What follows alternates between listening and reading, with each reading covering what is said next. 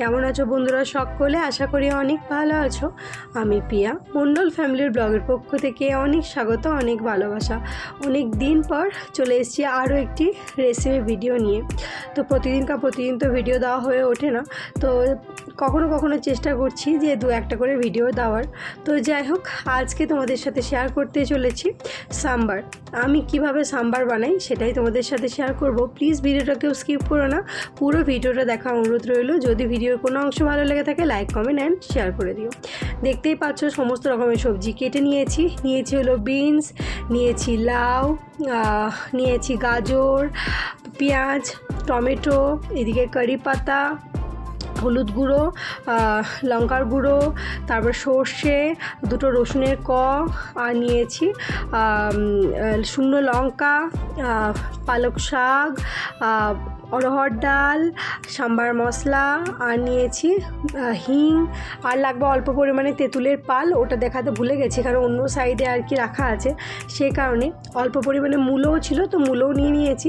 আমার যে সাম্বার স্টিক মানে ওই সজনের ডাঁটাটা ছিল না, তো তার জন্য আর কি দিইনি। মানে ঘরে সমস্ত যত রকমের সবজি ছিল আলু ছাড়া সমস্ত কিছু আর কি দিয়ে দিয়েছি।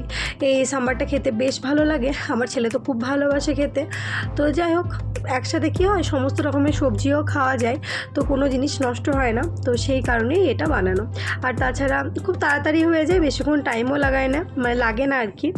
আর জানোই তো এখনকার দিনে ছেলেপিলে সবজি খেতে খুব একটা কেউই ভালোবাসে না। বাচ্চাদের দোষ দিলে কী হবে, বড়রাও খুব একটা খেতে চায় না।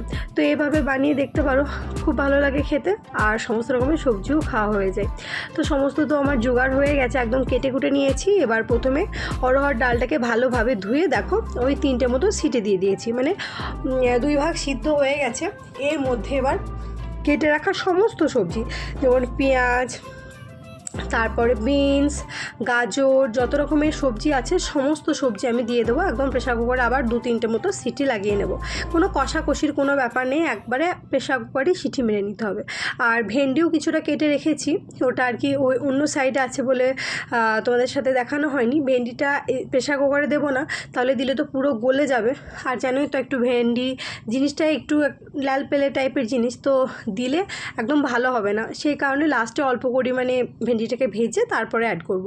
তাই যে সমস্ত সবজি আমি কেটে রেখেছিলাম প্রথমে, সেগুলো সমস্ত কিছু দিয়ে আর কি ওই 2 কি 3টে মতো ভালো করে সিটি মেরে নিতে হবে।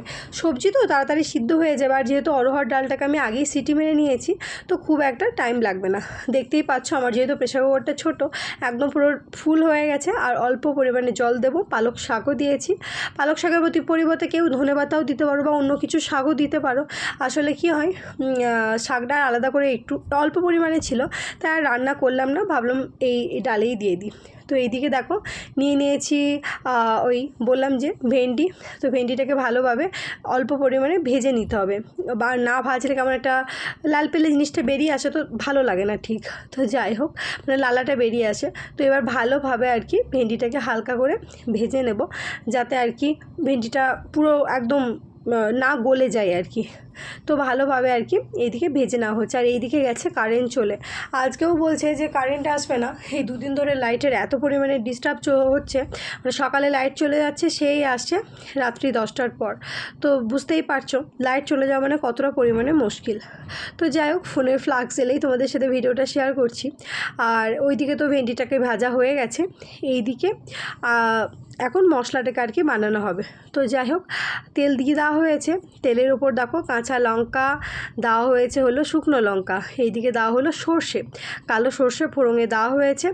এবার দেওয়া হবে ওই রসুন কুচি, ওই 2-3টে মতো রসুন ছিল, ওই রসুনটাকে আর কি কুচি করে নেওয়া হয়েছে। আর এইদিকে দেওয়া হয়ে গেল কারি পাতা। দেখতে পাচ্ছ কড়াই কিন্তু খুব বেশি পরিমাণে আর কি তেল ব্যবহার করা হয়নি। তো যাই হোক, একটুখানি কারি পাতাটা হালকা পরিমাণে ভাজা হয়ে গেলেই কেটে রাখা যে টমেটোগুলো ছিল, মানে সেই টমেটো আর কি ব্যবহার করা হবে। তার আগে দেওয়া হচ্ছে হিংটা সাম্বারে খুব ভালো যায়।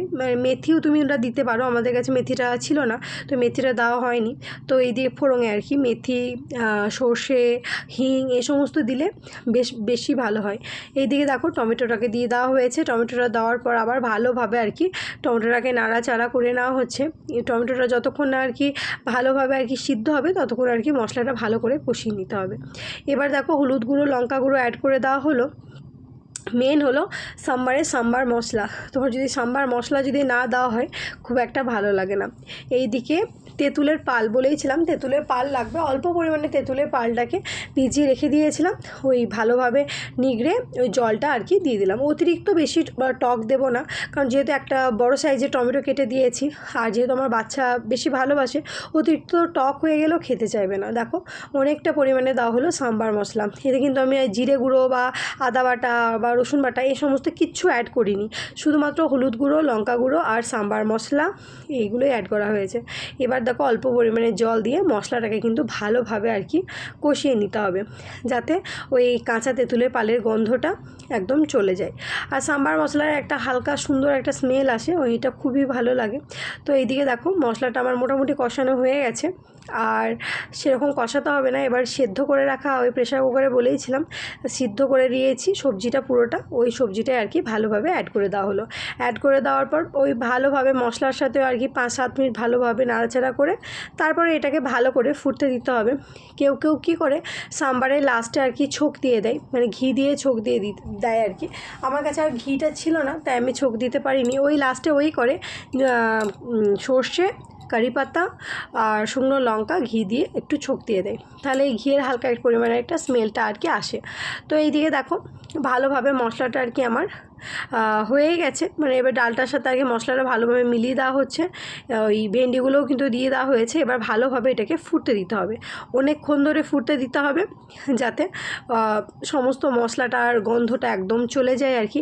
লবণ একদম আন্দাজ মতো দিয়ে দিতে হবে, যে যেরকম আর কি লবণ খায় আর কি। তো যাই হোক এবার ওই 5-7 মিনিটটাকে মতো আর কি ভালোভাবে এটাকে ফুটতে দিই।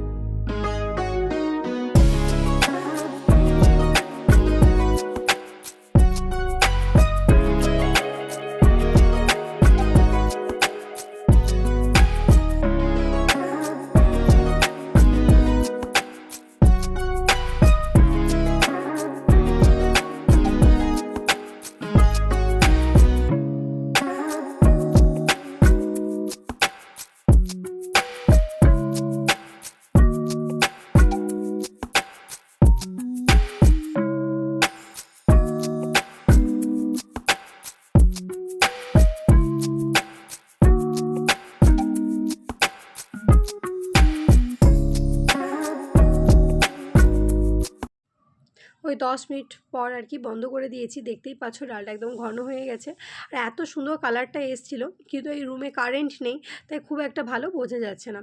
তো আমার কিন্তু রান্নাটা একদম রেডি হয়ে গেছে। খেয়ে কে এরকম করে ডাল বা সাম্বার খেতে ভালোবাসো অবশ্যই তোমরা কমেন্ট করে জানিও। সবাই ভালো থেকো, বাই।